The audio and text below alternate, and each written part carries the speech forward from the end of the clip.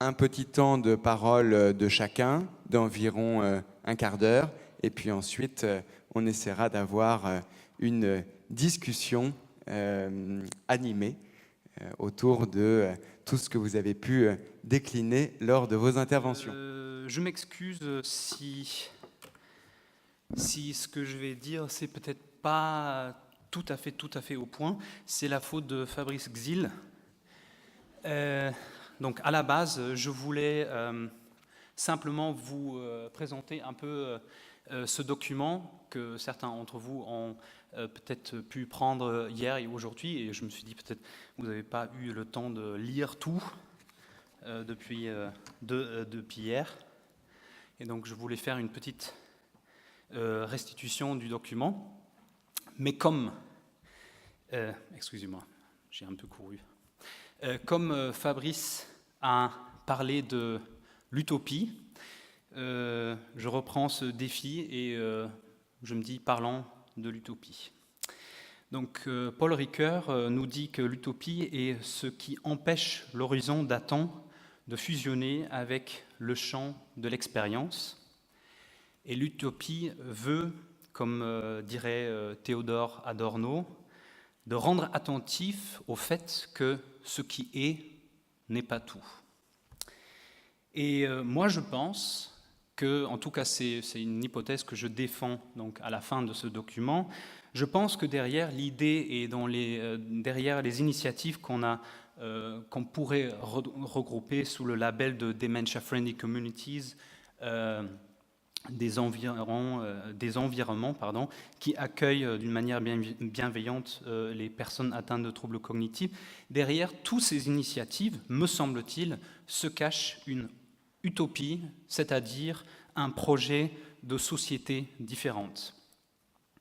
Et à mon avis, ce projet, cette utopie, peut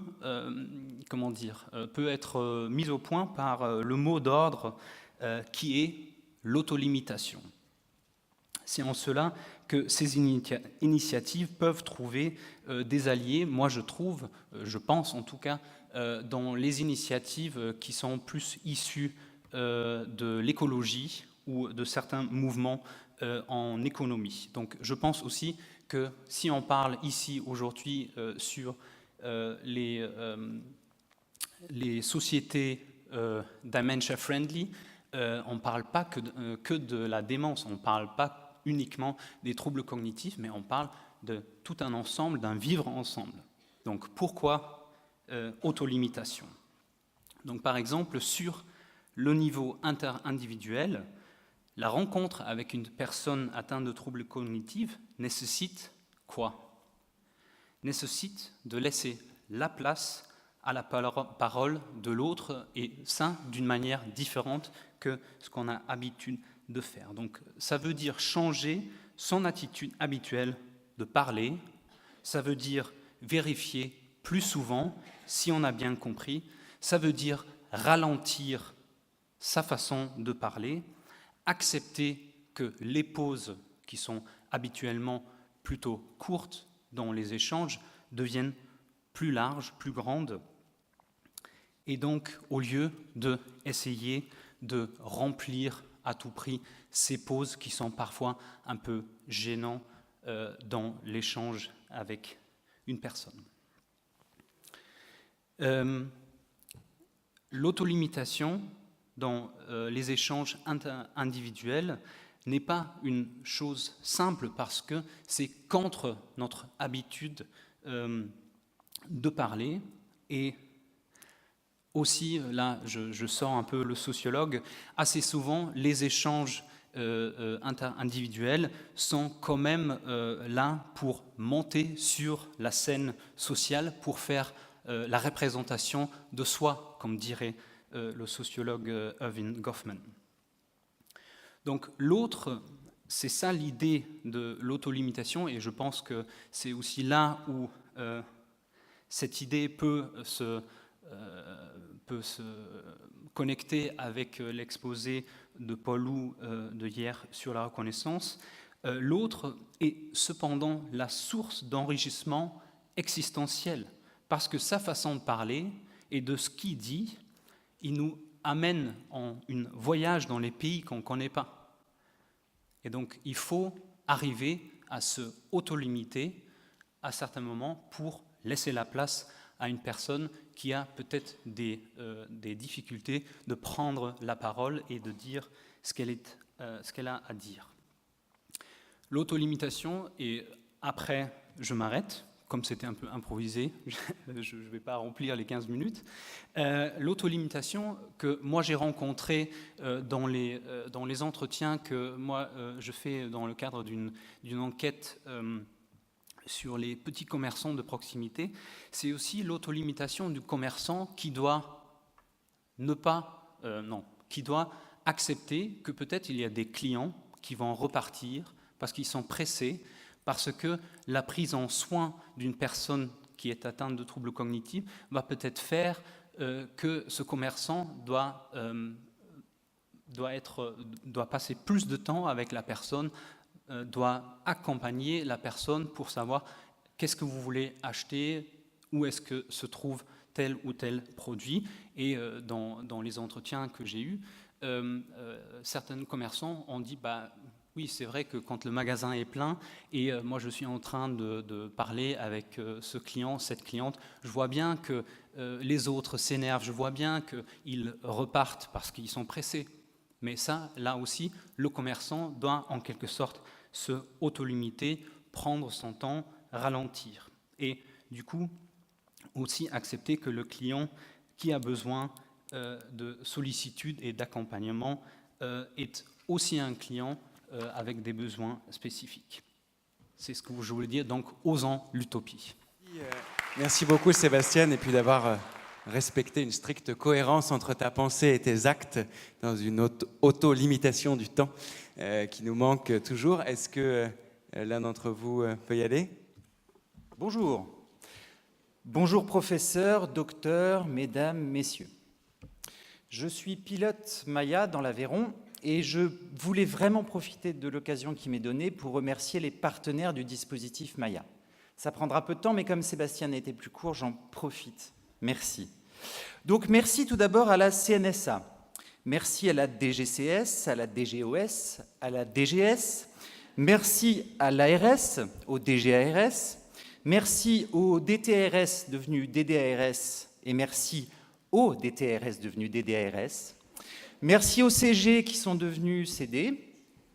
Merci au CHU, au CH, au GCS pour le CIP et le SDSI.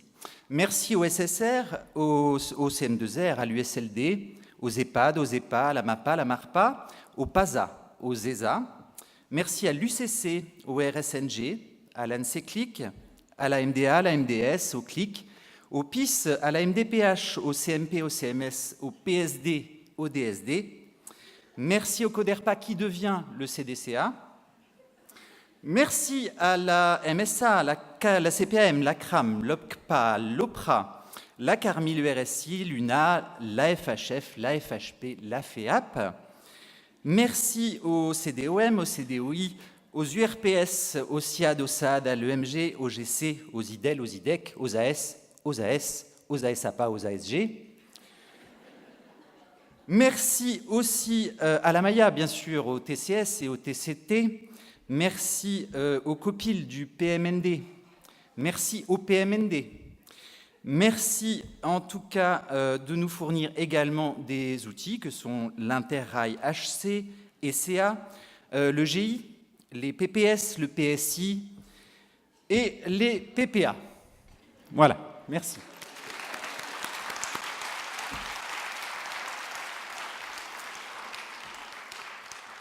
Je suis pilote Maya, j'ai 42 ans. A priori, je ne souffre pas de troubles cognitifs. Oui, mon MMS est correct.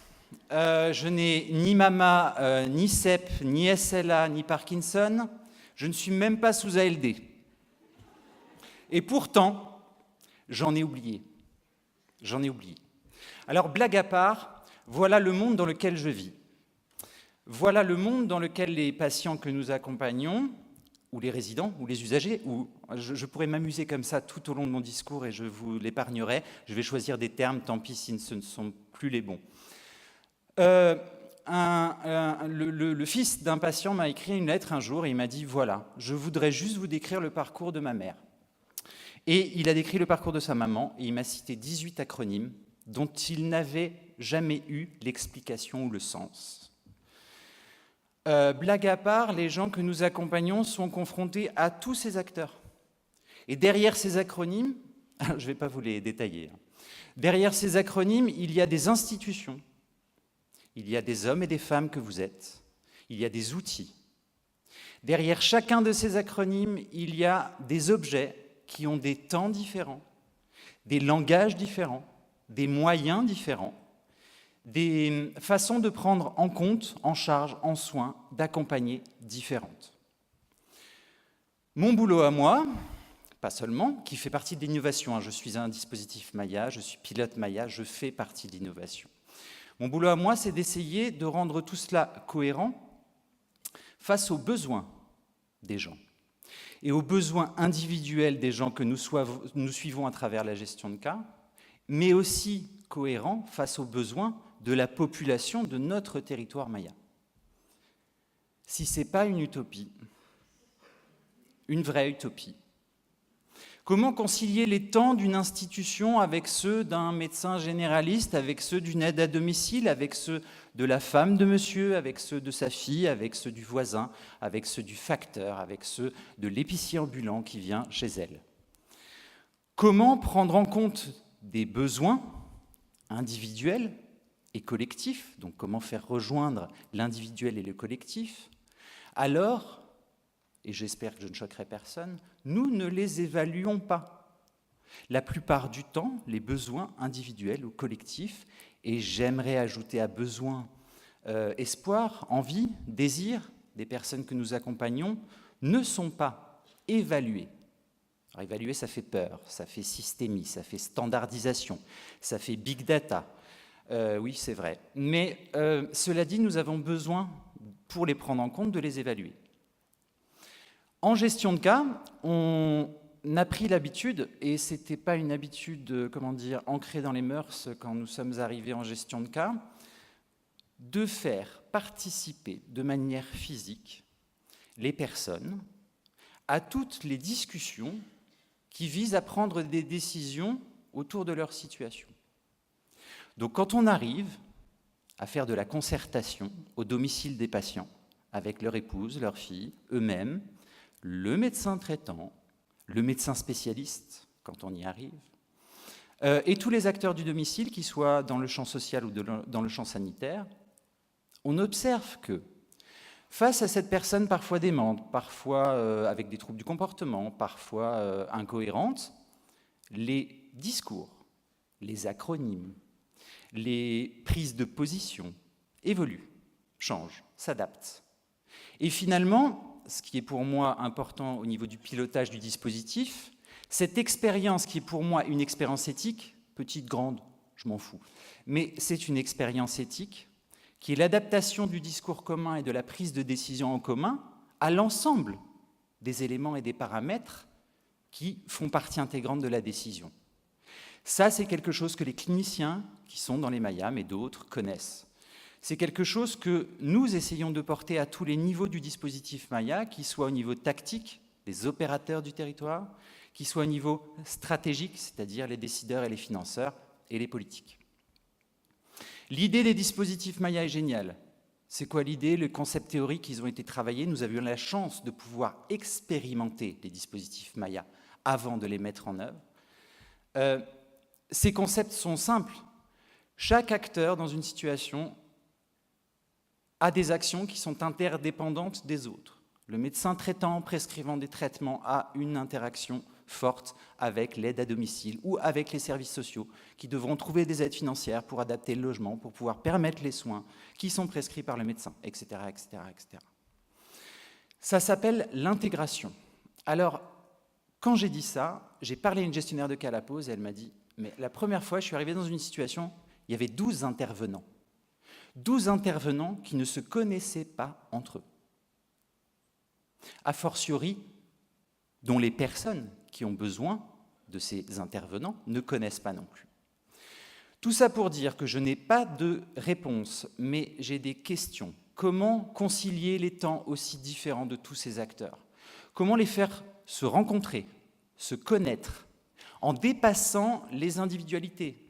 Parce que oui, le médecin traitant connaît bien le chef de service à l'hôpital parce qu'ils se connaissent, ils ont fait leurs études ensemble et tout, très bien.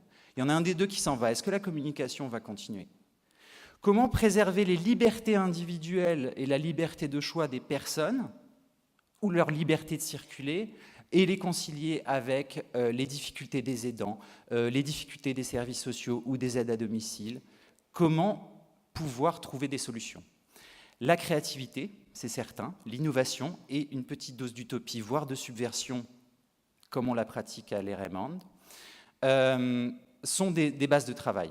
Mais comment amener ça à des niveaux différents et à des niveaux supérieurs? Comment faire bouger les politiques? Et comment concilier également, et je m'arrêterai là, mais c'est une autre question très importante pour nous, comment concilier la nécessité de parler, d'échanger, de travailler ensemble, de prendre des décisions collégiales, avec l'échange d'informations, le secret partagé, les outils qui sont nécessaires à communiquer rapidement entre le domicile et l'hôpital et vice-versa. Comment concilier ça avec l'envie et le besoin de garder son autonomie, son pouvoir de décision, son pouvoir de garder les informations, son pouvoir de choix.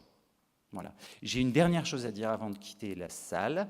Quand je suis face au DGARS ou au conseil départemental, je n'oublie jamais que dans cette fragmentation, cette prise en charge en silo ou ces incohérences, qui ressemblent parfois à des troubles cognitifs, les conséquences de tout cela sont que nous voyons encore des gens qui souffrent, qui sont maltraités, malmenés, et qui ont besoin de notre solidarité, de notre intelligence et peut-être de notre cohérence. Merci. Troisième intervention, donc de Judith Mollard-Palacios. Bonjour à toutes, bonjour à tous. Je serai beaucoup plus rapide sur les remerciements. Merci à Emmanuel Hirsch, son équipe, à France Alzheimer de me permettre cette année encore de partager ces réflexions si nourrissantes. Alors, comment comprendre, comment répondre à la solitude ressentie dans les situations de maladie? Solitude à conjuguer au pluriel, solitude de la personne concernée, de ses proches, mais aussi des professionnels qui interviennent, notamment ces professionnels de l'intime intervenant au cœur du domicile. Solitude qui peuvent mener à la plus grande des détresses quand elles ne peuvent se dire, se penser, se comprendre et finissent par se confronter sans possibilité d'élaboration. Alors, pour peut-être d'abord observer une solitude objective qui se réfère à l'absence réelle d'un environnement familial, social et ou professionnel suffisamment présent pour des raisons qui peuvent être diverses, méconnaissance de l'offre sur un territoire, problèmes d'accès financier, conflits intrafamiliaux, etc., etc.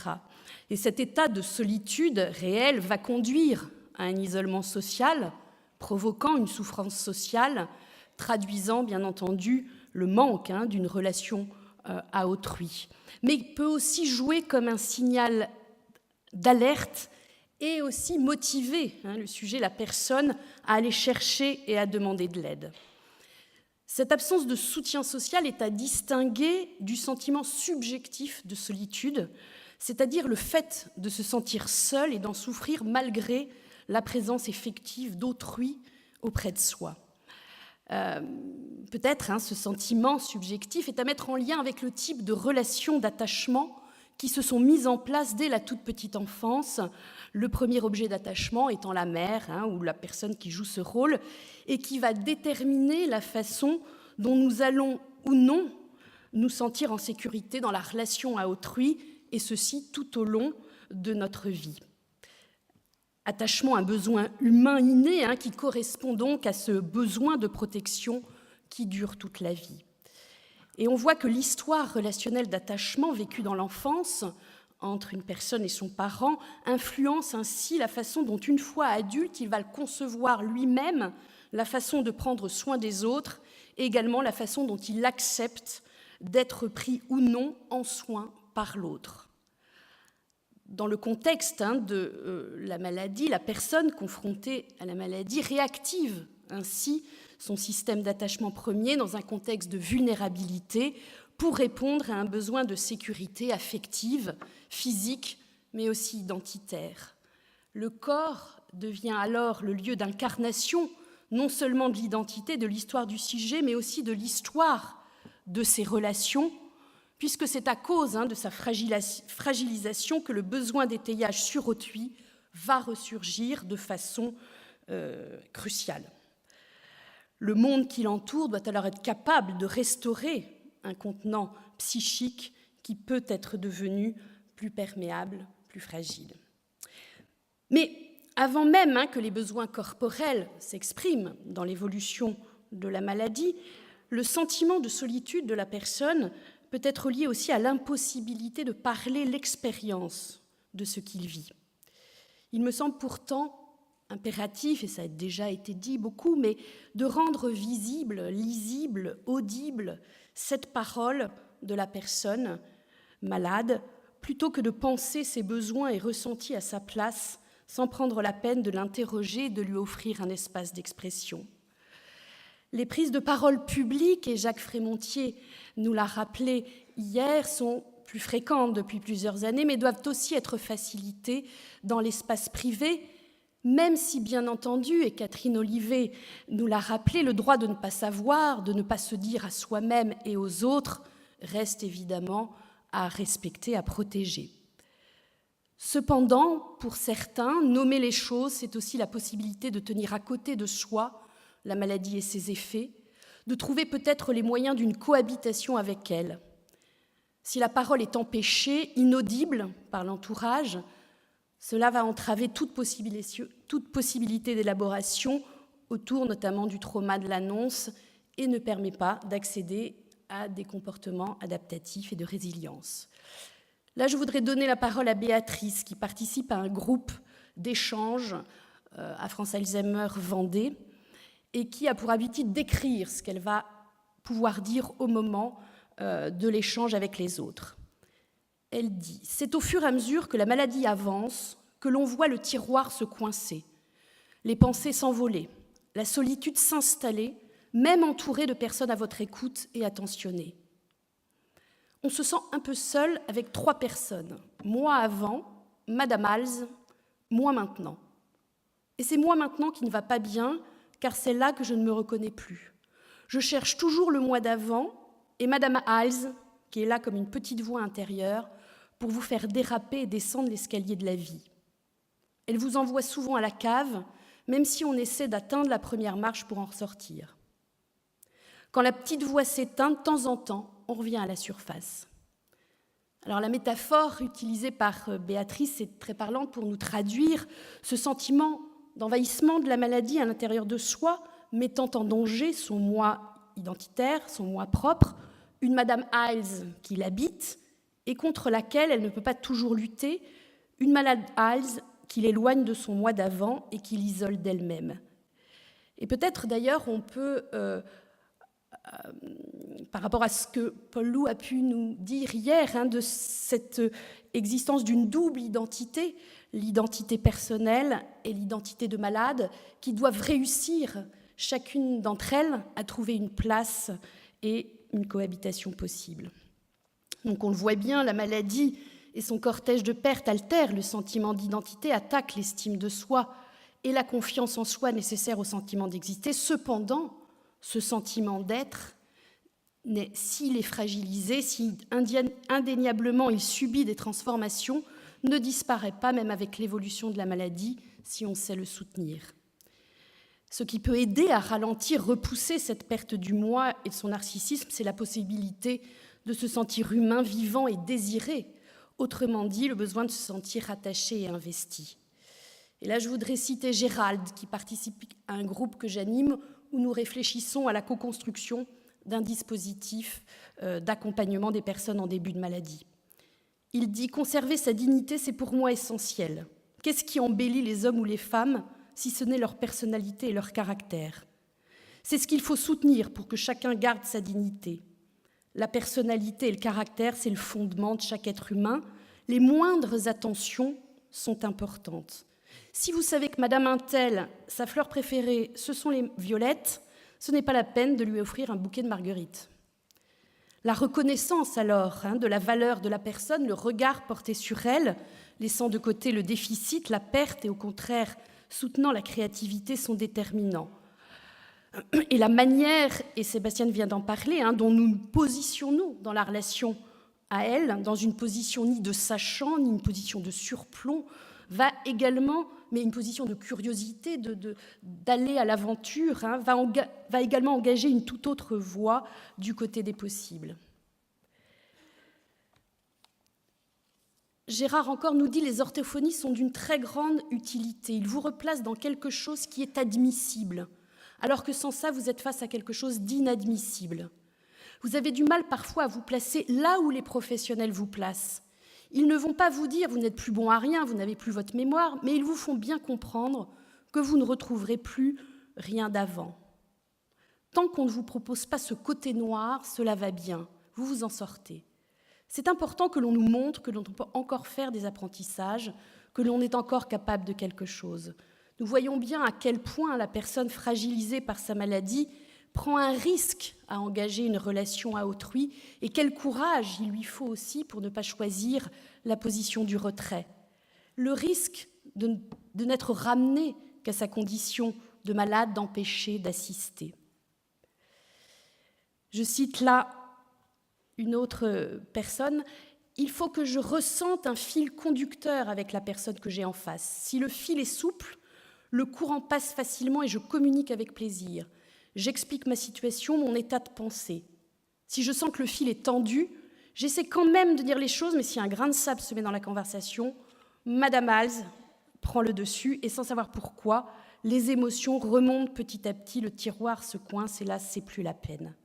Les émotions sont plus fortes que moi, je suis ailleurs dans ma bulle, les pleurs viennent et le tiroir s'est bien coincé. » Et puis, quand la maladie évolue et prive la personne de ses capacités à dire, cela va passer par le corps. Elle va avoir besoin d'obtenir de la part des proches qui l'entourent une réponse qu'on note notamment par le toucher pour répondre à ses besoins de sécurité, d'unité corporelle et psychique, semblable à ce qu'elle a pu recevoir autrefois de sa mère ou de son père dans ses premiers liens d'attachement.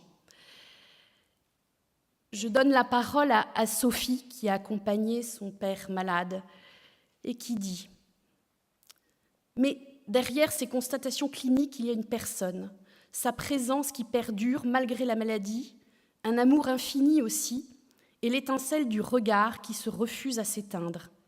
Il y a dans ce corps desséché, rabougri, un enfant qui tient la main parce qu'il a peur de mourir. Une détresse éperdue chez un homme qui ne comprend pas ce qui se passe. Il me semble que pour accompagner un proche malade, il faut accepter de mettre les mains dans le cambouis. On ne s'en sort pas en lui tapotant poliment la main avec un sourire forcé. Il a besoin qu'on le touche pour être sûr qu'il ne découte pas les autres. Il a besoin qu'on lui parle, les yeux dans les yeux, et qu'on lui dise qu'on est là et qu'on l'aime. Papa était quelqu'un d'assez retenu. Jamais auparavant je n'aurais eu l'idée de caresser son crâne chauve, de masser ses pieds ou de garder une heure sa main dans la mienne en regardant Derrick. De le taquiner aussi et de jouer avec lui parce que la légèreté est ce qui est le plus important dans ces moments où une personne traverse l'épreuve la plus angoissante de sa vie. La maladie nous a forcés à inventer une nouvelle relation moins protocolaire, plus simple, faite de regards, de sourires et de contacts, de mots tombant parfois dans un puits sans fond.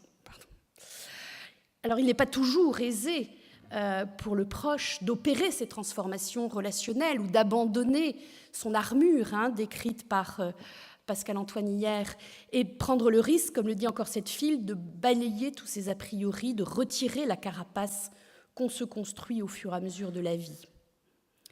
Le proche va devoir faire l'apprentissage d'un rôle nouveau, un rôle dont il sait qu'il va bouleverser le cours de sa vie et qui suscite différentes peurs, différentes solitudes, peur d'en faire trop ou pas assez, peur de devenir indispensable à son proche et de disparaître avant lui, peur des décisions à prendre à l'insu de celui-ci.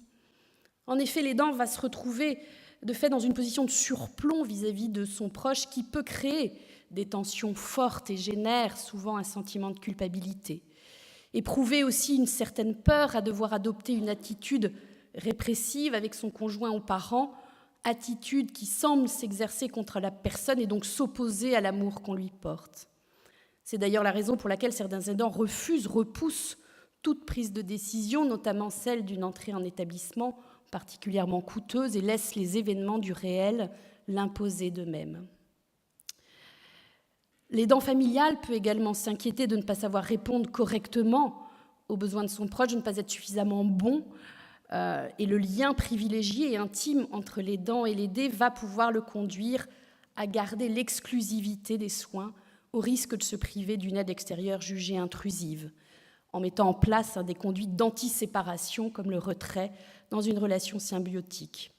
En tout cas, on ne peut évaluer objectivement l'aide dont a besoin le couple, la dyade aidant-aidé, lorsqu'elle est décontextualisée de cette relation d'intimité. Le monde propre du couple, dans cette situation, se démarque de la réalité partagée par tous.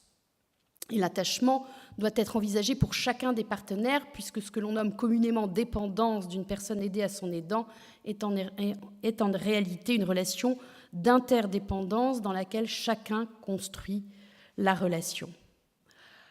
Alors peut-être pour ne pas faire trop long, comment répondre à ces différentes solitudes?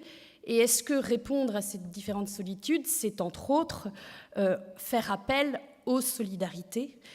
C'est quelque chose que nous avons déjà abordé.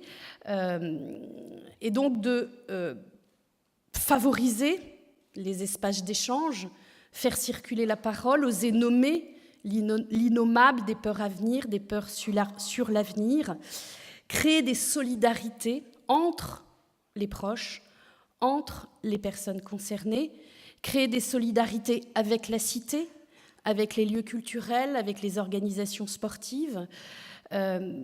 Et c'est ce travail incessant des 97 associations du réseau France-Alzheimer qui, depuis des années, avec une inventivité toujours renouvelée, développe et invente de nouveaux espaces. En partant toujours de la compétence, du savoir expérientiel de la personne malade et de ses aidants familiaux, en prenant en compte les difficultés, bien entendu, vécues, mais aussi les satisfactions à apporter l'aide et à la recevoir.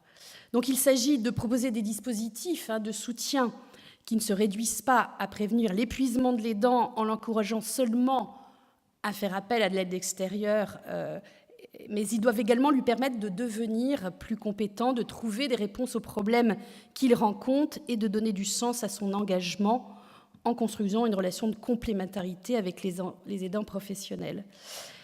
Plus récemment aussi, l'association est en train d'expérimenter de nouveaux dispositifs souhaités par des personnes en début de leur maladie, des espaces en dehors de la présence de leurs proches, des lieux de co-soutien mutuel, des lieux de co-partage d'expériences, des lieux d'invention d'une vie adaptée dans laquelle chacun se sent impliqué et co-constructeur.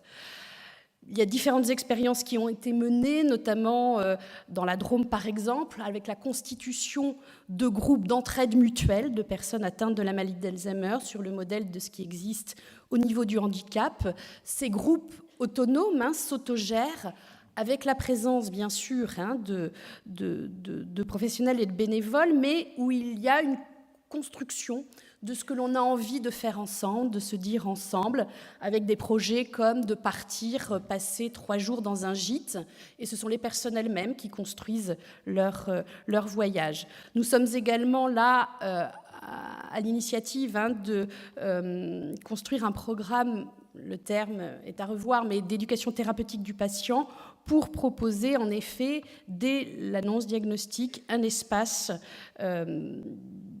d'échange, un espace avec un apport de compétences psychosociales pour aborder la situation un peu autrement. Je terminerai en citant Gérald. L'attention portée à l'autre, c'est primordial. Reconnaître ce que la personne sait d'elle-même et désire secrètement. Il faut redonner de l'espoir aux personnes malades. Il faut favoriser toutes les énergies des personnes et les valoriser. À chaque fois que l'on fait quelque chose pour la personne, il faut en avoir pleinement conscience. L'intervenant, quel qu'il soit, doit s'adresser à elle avec empathie, être vraiment présent, et là, la connexion se fera. Sinon, cela ne marche pas. Nous ressentons très bien les choses, et c'est important de nous respecter. Merci. Merci beaucoup, notamment pour tous ces verbatims très forts. Alors, il y a un fil rouge, moi, qui m'a particulièrement marqué pour faire le lien entre toutes vos interventions. C'est celui par lequel je voudrais qu'on engage cette conversation. C'est celui de la solitude. Parce que finalement, Sébastien nous parlait de la solitude de la personne confrontée à un environnement urbain où personne n'est sensibilisé à la maladie, ou si peu de monde. Cyril, tu nous parlais de la solitude face à un parcours de soins parfois un peu absurde, pour le dire gentiment. Et puis Judith nous parlait voilà, de la solitude quotidienne, vécue des malades. Donc du coup, je voudrais engager cette réflexion sur la solitude, peut-être pour prendre les différentes échelles en replongeant dans l'échelle sociale. Parce que moi, ce qui m'a frappé aussi en entendant les interventions de ce matin, c'est qu'on se dit, il y a des initiatives qui commencent en Suisse, il y a des initiatives qui commencent aussi en Belgique, à Bruges, on en a parlé, à Rennes, ce bistrot, mais pourquoi est-ce qu'il n'y en a pas plus ? Comment faire pour que ça change d'échelle et que d'un bistrot à Rennes, on passe à des bistrots dans toutes les villes de France ? Enfin voilà, comment amorcer une dynamique autour de ces initiatives qu'on a entendues ? Alors déjà, je pense qu'il faut avoir conscience qu'il y a des initiatives. Il y a énormément d'initiatives. Tu demandes pourquoi il n'y a pas des bistrots mémoire dans toutes les villes de France. Il y a énormément. Il y a un réseau national des bistrots mémoire. Je ne connais pas le chiffre, ça serait plus à Isabelle de donner ces informations. Mais donc, il y a énormément d'initiatives. Il y a des initiatives, je trouve que Fabrice l'a très très bien dit, c'est des innovateurs qui se conçoivent eux-mêmes pas comme innovateurs. Et en quelque sorte, moi, je reprends l'idée, pas de la solitude, mais de l'autolimitation. Bien sûr, une mise en réseau de toutes ces initiatives serait favorable, mais pour le moment, peut-être ces initiatives sont encore en stade d'expérimentation et laissons le temps à ces initiatives de faire leurs preuves. Et par exemple, le bistrot mémoire a bien fait ses preuves pendant quelques années avant de se mettre en réseau. Est-ce que d'autres, justement, veulent intervenir sur ce point-là? Cyril, peut-être sur le fait de l'ensemble de la société. Tu nous as parlé des acteurs institutionnels. Moi, ce que j'observe, c'est qu'il y a... J'ai du mal avec ça. On a, aujourd'hui, moi, j'ai le sentiment qu'on a tout ce qu'il faut pour répondre correctement aux besoins des gens que nous croisons. On a tout ce qu'il faut. Il s'agit peut-être d'être inventif dans la manière d'organiser tout ça, de solliciter tout ça, de convoquer chaque chose, d'organiser. On a parlé d'invention organisationnelle aussi, voilà. Mais moi, je suis frappé de 3 choses. Effectivement, tous les gens que je rencontre sont créatifs et innovants. Parce que face à un malade, quand on est à domicile, il n'y a pas le choix. Si on veut pouvoir rentrer, si on veut pouvoir parler, si on veut pouvoir agir, il faut être inventif et créatif. Il faut l'être collectivement, parce que quand on est 3-4 autour d'une personne, c'est pareil, il faut réfléchir ensemble, c'est ce qu'on a dit, c'est ce qu'on essaye de développer. Est-ce que les gens ont conscience d'être créatifs et innovants ? Non, non. Les aides-soignantes, tu en parlais hier, les aides-soignantes qui sont d'une inventivité incroyable malgré les contraintes qu'elles ont, on leur demande si elles ont l'impression d'être innovantes, si elles voudraient partager leur expérience ? Non, non, non, parce que pour elles, non, c'est normal. Convoquer tout cela, mobiliser tout cela est très important. Quand je dis qu'on a tout et qu'on est parfois incohérent dans les réponses qu'on apporte, c'est moins vrai au niveau clinique. Au niveau clinique, je trouve, donc au chevet d'un malade, on arrive à trouver des choses.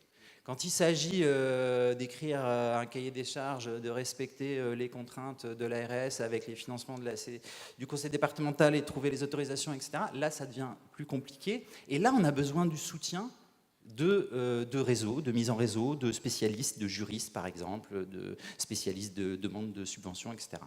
Oui, c'est l'inventivité quotidienne dont parlait Judith. Oui, et je pense aussi qu'il y a un problème de reconnaissance de ce qui se fait, de ce qui se crée, de ce qui s'invente, à mettre en lien avec un problème de légitimité. Je pense qu'il y a on se sent, qui est légitime, enfin, la question de la légitimité, elle est aussi intéressante. Qui est légitime pour apporter des réponses adaptées, concrètes, enfin, et comment on partage une légitimité sans forcément s'affronter les uns les autres. Alors la reconnaissance, est-ce qu'elle passe par l'évaluation ? C'est une question qui se pose au sein de la Fondation Médéric Alzheimer notamment, sur comment reconnaître. Mais est-ce qu'évaluer, c'est surtout reconnaître plutôt que de montrer un impact réel? Enfin, voilà, toutes ces questions-là, elles sont encore en débat. Et je crois qu'il va nous falloir encore de nombreuses universités d'été pour y répondre. Moi, je reprends le mot solitude que tu aimerais bien utiliser comme fil conducteur et je remercie Léo Coutelec de m'avoir appris de clarifier les mots, donc de quoi on parle. Voilà, c'est pour ça que je voulais qu'on... Qu'est-ce que c'est la solitude? Parce qu'on pourrait avoir l'impression, quand on entend tous ces acronymes, moi personnellement, moi je suis donc d'origine allemande, moi je suis complètement perdu. Quand je me balade, quand j'ai affaire à des administrations françaises, c'est l'horreur. Voilà, je le dis déjà comme ça. Mais donc, qu'est-ce que c'est la solitude? Parce qu'on a l'impression que ces personnes sont finalement assez bien entourées par beaucoup de professionnels, par la famille, etc. Et donc, la solitude, en tout cas...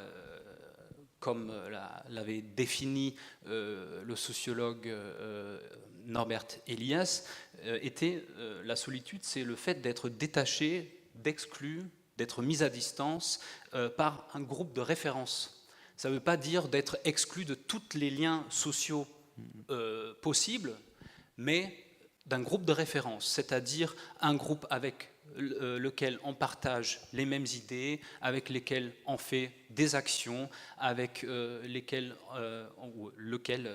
on partage des valeurs. Ça, c'est donc une dimension de la solitude. Et la deuxième, qui est plus psychologique, c'est le sentiment de ne plus compter pour ce groupe de référence. Pas forcément pour toute la population, donc personne est à la maison en disant que je me sens seul parce que en fait, la France s'en fiche de moi. Non, ça veut dire que pour mes voisins, pour mes amis, je ne compte plus.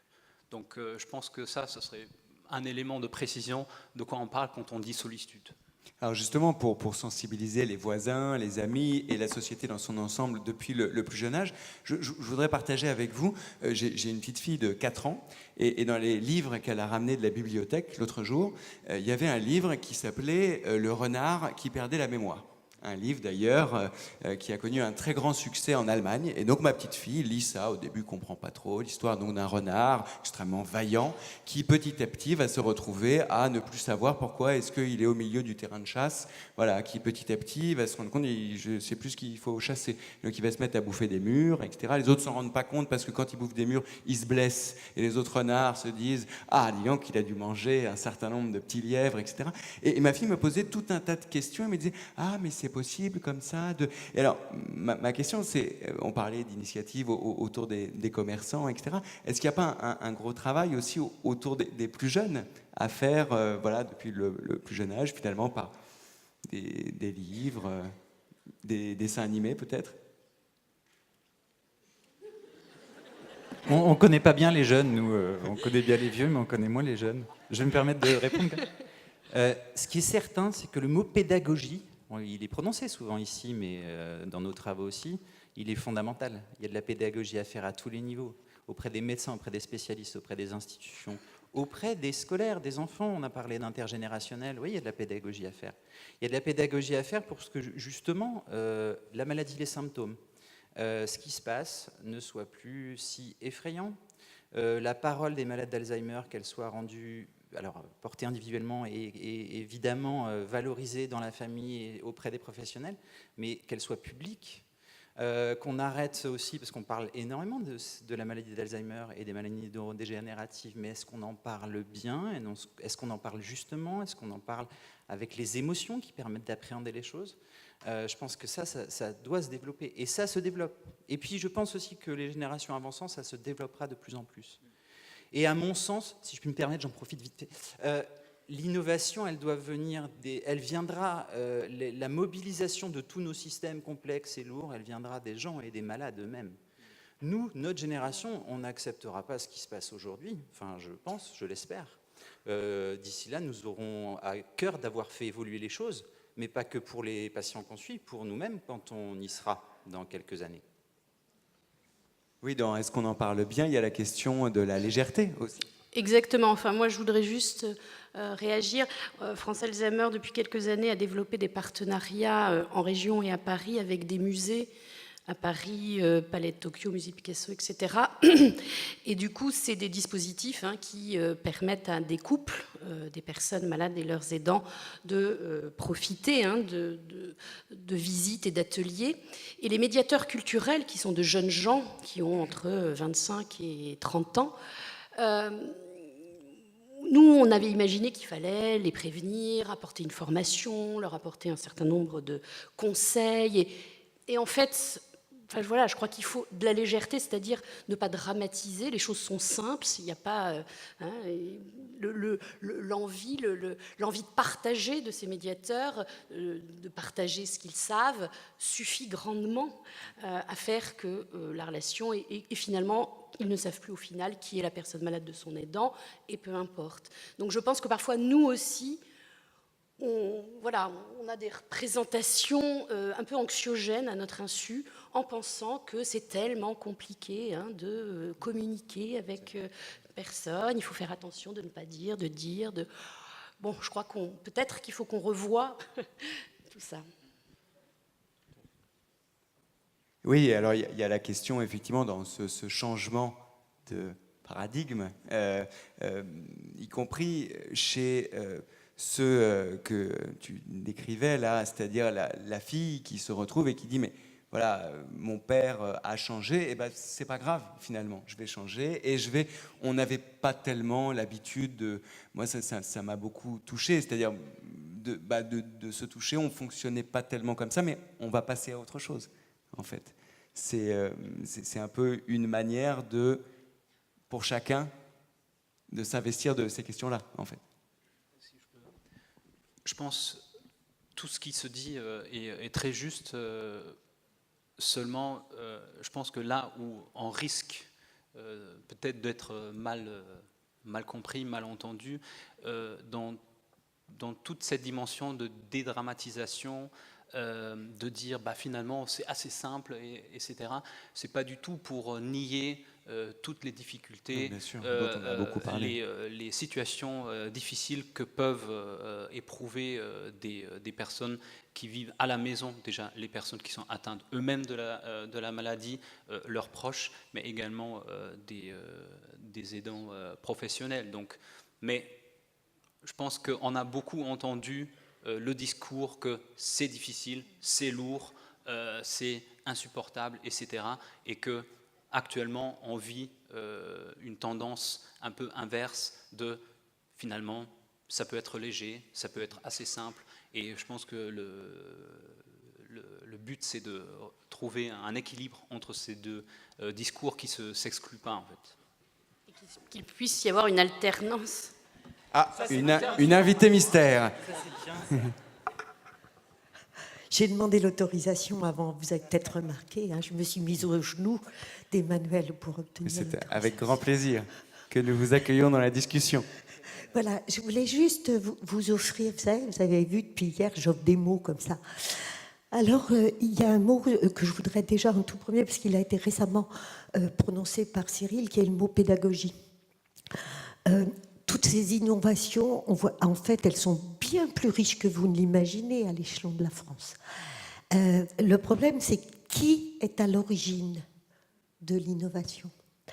Et quand on parlait pédagogie et votre merveilleuse approche avec le livre, eh bien, toutes nos associations France Alzheimer départementales, il y a des enseignants qui nous sollicitent, des enseignants d'école primaire, des enseignants de collège, et qui, 9 fois sur 10, quand on gratouille un tout petit peu, il y en a celle qui est à l'origine, elle a une maman Alzheimer.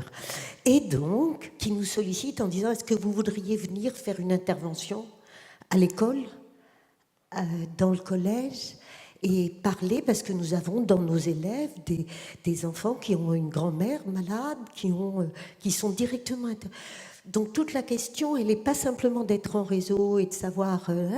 elle est aussi qui va être à l'origine de la nouvelle idée. Et la pédagogie, je veux dire, il y a des tas de bénévoles de France Alzheimer qui vont échanger avec des jeunes élèves. Voilà. Moi, je l'ai fait il n'y a pas très longtemps avec une classe de 6e, etc. Donc, je veux dire, la pédagogie qui a faim. Ayez faim. Je vous offre ce mot-là. Après l'innovation sociale, c'est vous, maintenant. Ayez faim. Pas trop encore, on va encore discuter encore un peu. Et puis le deuxième mot que je voudrais vous offrir, parce que je suis très interpellée par ce mot solitude qu'on décline depuis longtemps, sous ses formes, la vraie solitude, le vrai isolement, la vraie solitude. Il y a, je suis sûre que dans cette salle, j'ai le soleil dans l'œil, ça me gêne. Il y a sûrement des épouses, vous savez, ces épouses qui vous disent au bout de 25 ans de mariage, j'ai l'impression d'être transparente. Je n'existe plus dans le regard de mon mari. Je suis seule alors qu'il est assis en face de moi à table. Le mot solitude, il me paraît insuffisant pour mesurer la dimension. Ce que je voudrais vous offrir comme mot, c'est le mot absence. Les maladies graves, toutes, quelles qu'elles soient, pas que les maladies neuroévolutives, la maladie grave fait que celui que vous connaissiez, celle que vous connaissiez, s'absente. Alors bien évidemment, les maladies cognitives accentuent ce phénomène-là d'une façon très forte, mais pas que. Et vivre l'absence. Et au bout de cette démarche, de ce mot que je vous offre de l'absence, c'est bien sûr la mort, qui est l'absence suprême, l'absence irréversible. Mais toutes les maladies graves entraînent un chemin de l'absence. Celui ou celle que vous avez connue s'absente, devient un autre, se replie sur sa douleur, ses manques, ses gênes, ses difficultés. Il s'absente. Pensez le mot absence au-delà du mot solitude. Oui, c'est pour ça que je l'ai pris comme point de départ et évidemment pas comme point d'arrivée. Peut-être une réaction à cette intervention de Catherine. Alors, sur ce qu'elle disait, sur la question, moi qui m'a interpellé, et qu'on a commencé à décliner un peu sur la question de la pédagogie aussi. Peut-être que toi, tu fais beaucoup de pédagogie aussi, justement, auprès des différents intervenants. Oula, mais d'abord, moi, quand Catherine elle arrive, je suis fan, donc je la regarde et je suis bouche bée, et voilà. C'était quoi la question? C'était la question de la pédagogie qu'on essaie de décliner. Ouais. Non, il y a plein de niveaux de pédagogie, mais il y a effectivement qui l'a fait la pédagogie. Quand les malades ils viennent, ils parlent. Quand les aidants viennent et parlent, ça apporte évidemment autre chose que quand un neurologue vient expliquer les mécanismes de la maladie.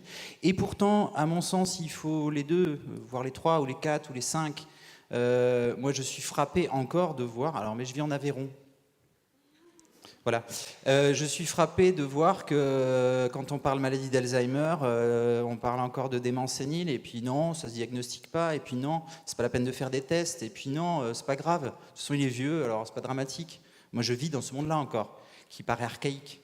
Donc de la pédagogie, il faut en faire, mais à tous les niveaux, et avec toutes les âmes de bonne volonté et des gens... Alors, pardon, la pédagogie, il faut la faire aussi avec des gens pédagogues. C'est mieux. La valeur du témoignage, tiens. Pédagogie et valeur du témoignage. Alors, voilà. Sébastien, si tu veux, sur cette question... Le mot « absence » me fait penser à un entretien que j'ai fait avec un mari, parce qu'il y a aussi des maris qui sont touchés. et qui se trouve face à une femme peut-être absente.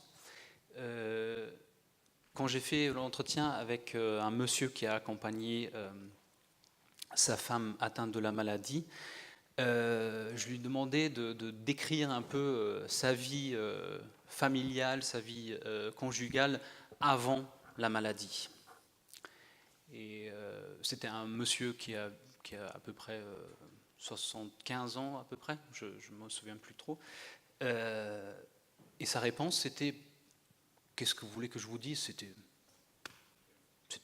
banal, c'était une banalité. Et donc, il me semble aussi que comment cette absence qui est peut-être due à des syndromes dus à la maladie est accueillie. C'est aussi une question comment cette vie conjugale était menée avant. Ce n'est pas étonnant que peut-être quelqu'un qui décrit la vie qu'il a menée pendant 40 ans avec une personne comme une banalité, qui a peut-être du mal à trouver sa juste place dans l'accompagnement d'une personne atteinte de troubles cognitifs. On va peut-être éviter de faire le procès du mariage, parce que là, on risquerait de partir dans un certain temps. J'avais commencé. Hein. Très rapide. Oui. Très rapidement, ce qu'évoquait Catherine sur ce chemin de l'absence résonne aussi pour moi avec ce merveilleux titre du livre de Christian Bobin, « Une présence pure ». Donc certes, il y a un chemin de l'absence de celui qu'on a connu, avec qui on était en relation, mais ça n'empêche que subsiste quelque chose d'une présence, une présence dépouillée, une nouvelle présence, pas toujours accessible, complexe, mais peut-être voilà, qu'à côté de l'absence, on peut aussi quand même y associer la présence, une autre forme de présence. Merci d'avoir cité Christian Bobin et de faire émerger la poésie dans cette discussion, puisque le temps file et pour pouvoir conclure tranquillement, est-ce que chacun veut dire quelques mots de conclusion, justement sur ces questions, notamment qu'on a essayé petit à petit de décrypter des questions de pédagogie. D'abord, et puis de solitude, comme tu l'as dit, il ne faut pas s'arrêter là. Peut-être, Cyril, tu veux commencer. Il faut arrêter de m'embêter avec la pédagogie. Je ne sais pas pourquoi tu veux m'embêter avec la pédagogie. Non, j'ai envie de faire une conclusion par rapport à tout ça. C'est toujours merveilleux de venir ici, on prend de l'élévation, etc. Et puis demain, après-demain, vous allez retourner au boulot et vous allez redescendre, ou en tout cas être un peu à côté. Et puis, et vous reviendrez l'année prochaine, parce que c'est bon, vous êtes mordu. Ce que je déteste, moi, et j'en ai marre, c'est l'autosatisfecit que je rencontre malgré tout aujourd'hui chez les acteurs, notamment institutionnels, en disant « mais non, mais tout va bien, on a ce qu'il faut, on fait ce qu'il faut, ça marche bien ». Alors oui, c'est vrai, il y a des choses qui marchent bien, qu'il faut valoriser, notamment les initiatives qui viennent du terrain, d'en bas, et puis les initiatives institutionnelles aussi, il y en a. Mais faut pas être, à mon sens, faut garder une certaine dose d'utopie et faut continuer à se battre parce que ce qui se passe aujourd'hui, dans 20 ans, ce sera pas mieux si on continue. Donc je garde l'idée qu'il faut être militant, militer pour nos aînés, mais donc militer pour nous. Est-ce que quelqu'un d'autre Non ? Très bien. Merci beaucoup. Merci à tous. Merci.